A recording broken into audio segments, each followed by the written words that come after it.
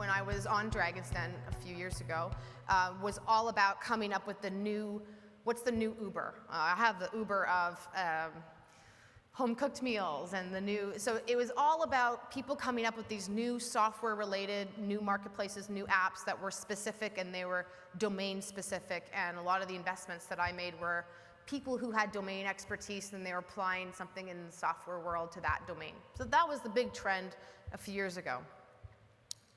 Almost every single startup that I met last year, or in the last year, it's got some kind of IoT flavor to it, or they add other buzzwords like machine learning, et cetera. But all that really means is there's a lot of innovation now starting to happen in adding the internet to physical goods. So when I was in Germany, I met with the head of digital for BMW, and he said that in the last 2 or 3 years, the entire R&D spend at BMW had completely inverted. And so 80% of their spend used to be on improving the actual car itself, so the materials and everything surrounding that, the engine, and maybe 20% was digital, so the software within a car.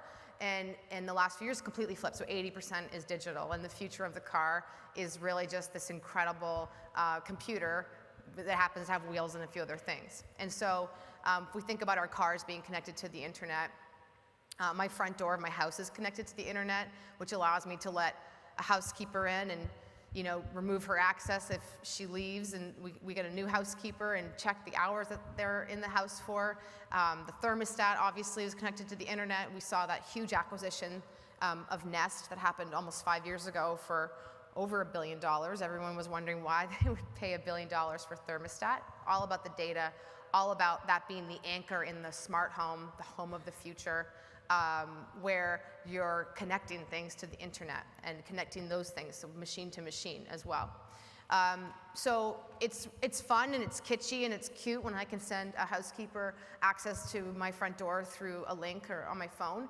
But where we're going to see productivity improvements is when we start to see it really connected on the shop floor. So the machines in a factory, a pipeline, and all these big projects that you can see massive productivity gains by implementing small sensors and relatively straightforward technology.